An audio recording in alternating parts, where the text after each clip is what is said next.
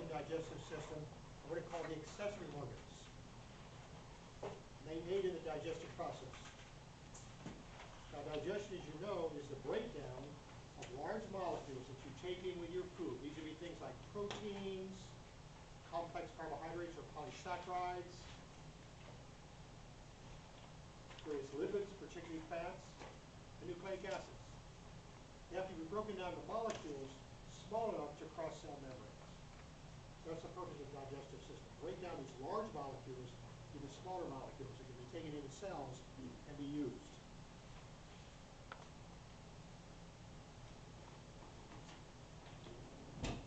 It's in the alimentary canal or GI tract that digestion actually occurs. It's across the walls of the GI tract that nutrient absorption occurs. That is, nutrients are absorbed into the blood and in some cases into the lymph and then carried to various parts of the body. The other part of the digestive system, I said, are the accessory glands. These, for the most part, lie outside the alimentary canal, the GI tract, and produce secretions that are carried into the GI tract. So they aid in the digestive process. Okay, one thing I'd like you to know is the structure of the alimentary canal wall, or GI tract. You have your textbook handy, turn to page 857 in your textbook. There's a diagram showing a cutaway view of the wall of the GI tract. So I'd like you to learn. It's page 857 in your textbook, if you have it handy. All right, there are four, and notice it says tunics and their components function for the alimentary canal wall. All right, there are four tunics: the mucosa, the submucosa, the muscularis or muscularis externa, and the serosa. Let's go through these. We're going to start from the lining of the tract to the outside of the wall. Now, the cavity in the GI tract and in many organs that have a natural opening to the outside is a mucous membrane. So body cavities that have a natural opening to the outside are usually lined with a mucous membrane. Body cavities that do not have a natural opening to the outside are usually lined with a serous membrane. We've already seen two examples of serous membranes. Around the heart, the pericardia, parietal and visceral pericardia, and around the lungs, the pleurum, parietal and visceral pleurum. Again, the parietal layer lines the cavity wall, and the visceral layer covers the surface of the organs within that cavity. It's around the heart, around the lungs. Now we're going to see it around organs in the abdominal pelvic cavity, which is where most of the GI tract or alimentary canal lies. This is called the peritoneum. Okay? That's the serous membrane. Okay, so let's start with the mucosa. This is a mucous membrane. And that's what lines the alimentary canal or GI tract. It always consists of an epithelium, which can vary depending on where it is. And in the GI tract, we're only dealing with two types of epithelium. At the proximal and distal ends of the GI tract, when you have things rubbing against the walls and you get a thick protective layer, the epithelium is a non-keratinized, stratified squamous epithelium. Because I guess on one end you've got what? Food rubbing against the walls. The other end, feces. So the proximal end, the GI tract lined with non-keratinized stratified squamous would be the oral cavity, your mouth, your oropharynx, which we talked about before, and the laryngopharynx, which also had with food, remember, as well as serving as respiratory passageways, and the esophagus. The esophagus is a muscular tube that carries food from your pharynx or throat into your stomach. Okay, so again, lining the oral cavity or mouth cavity, oropharynx, laryngopharynx, and esophagus, all lined with non-keratinized stratified squamous. Because again, you got food rubbing against the wall, so you need a good thick protective layer. At the distal end of the GI tract, what's called the anal canal, Again, you got non-keratinized stratified squamous because now you got feces rubbing against the wall. Okay, so either end, proximal distal end of the GI tract, you got this non-keratinized stratified squamous.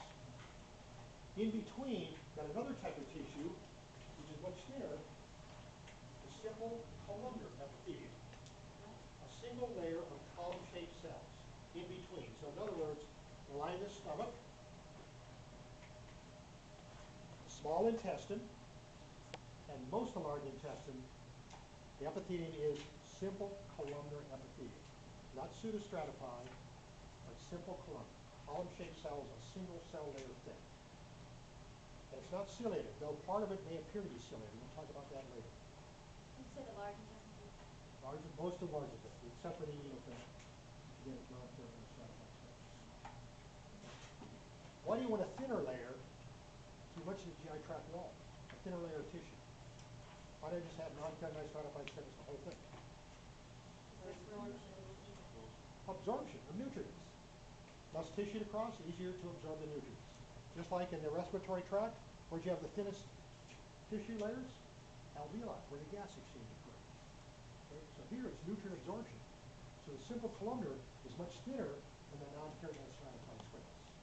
And usually in the stomach, small large intestine, food has been broken down into smaller pieces. You don't have the stuff rubbing against the walls.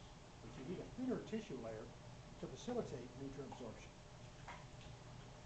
Okay? All right, so the epithelium I mentioned. In all mucous membranes, deep to the epithelium, you have loose connective tissue. That's a fancy name. You might as well learn it now because you're going to see it again in the urinary and reproductive system as well. It's called lamina propria. Lamina propria, 2 words. Learn it. Okay? That we find in all normal mucous membranes. The epithelium can vary, but that next layer, the lamina propria, is there. Loose connective tissue. Deep to the epithelium or external as you go out in the wall. Lamina propria. And then the outer layer, or outer part of the mucosa, which marks the outer boundary, is a thin layer of muscle, usually smooth muscle. And this is called the muscularis mucosa. The muscularis mucosa. It's a thin band of muscle, usually smooth muscle, that marks the outer boundary of the mucosa. So mucosa again, epithelium, one of those two. Lamina propria, some loose connective tissue deep to it. And then this thin band of muscle, usually smooth muscle, muscularis mucosa. Okay. Deep to the mucosa then, you have the submucosa. The submucosa is usually dense connective tissue, has various things in it like glands and so on, but it also has a complex of nerves called the submucosal nerve plexus. The submucosal nerve plexus. So these are nerves and in the submucosa, they innervate glands and various structures in the mucosa and submucosa. The submucosal nerve plexus. It's a complex of nerve fibers in the submucosa. That's the second tunic. The third tunic then is a band, actually usually 2 bands of muscle, and usually it's smooth muscle. This is called the muscularis or muscularis externa, differentiated from the muscularis mucosa. It's much thicker than the muscularis mucosa, and it's contraction of this muscle that moves things through the GI tract. Now you may remember in AP1 when you were studying smooth muscle, you're probably taught it was in bands, and the bands run perpendicular to one another, the arrangement of the fibers. Same thing here. In this case, we've got an inner band or layer of smooth muscle, which is arranged circularly, that is, around the circumference of the organ. The outer band is arranged longitudinally, runs basically parallel longitudinal axis of the organ. So that's the tissue type. It's usually going to be smooth muscle, and arrangement, circular or longitudinal. The inner band adjacent to the submucosa is circular smooth muscle. The outer band, longitudinal smooth muscle. And just once you get that down, then we'll go into the urinary tract, instantly reversed. To make matters worse, when you get the reproductive tract, it's one way in males and the other way in tubes of the female.